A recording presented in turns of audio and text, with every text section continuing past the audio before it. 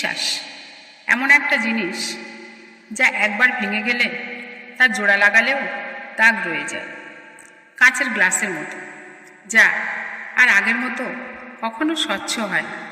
সবচেয়ে কাছের মানুষগুলোই বেইমানি করে মানুষের সাথে। প্রতিটা মানুষের জীবনে এমন একটা বেইমান মানুষ থাকে যার প্রতারণার জন্য অনেকটা মূল্যবান সময় তছনছ হয়ে যায়। বেইমানদের চোখে সবসময় মিথ্যার কুয়াশা জমে থাকে, যেখানে সততার আলো কখনোই প্রবেশ করে না। বিশ্বাসঘাতকতা করার পর মানুষ নিজেই নিজের ছায়া থেকে পালিয়ে বেড়ায়, কারণ আয়নার সামনে দাঁড়ানোর সাহস আর তার থাকে না। যে একবার বিশ্বাসঘাতকতা করে সে আসলে নিজের আত্মাকে বিক্রি করে দেয়। বিশ্বাস তার কাছে কেবলই এক মুখোশ। বিশ্বাসঘাতকতা কাকে বলে? এটি হলো মধুর কথার আড়ালে বিষ মেশানোর নীরব ষড়যন্ত্র।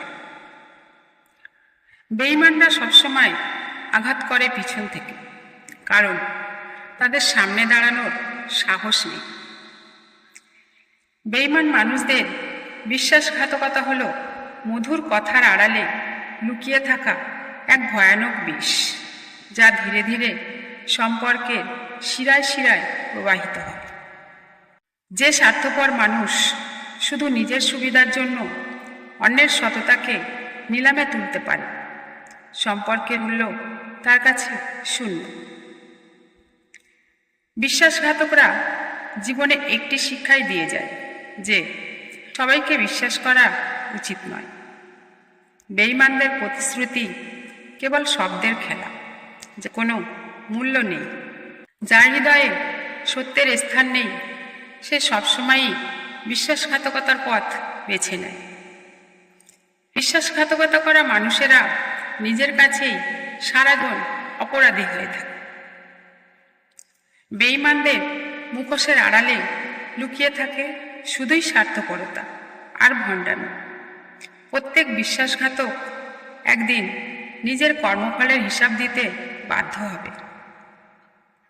সব শত্রু সামনাসামনি দাঁড়ায় না, কিছু কিছু শত্রু নানা ছদ্মবেশে মুখোশের আড়ালে লুকিয়ে থাকে।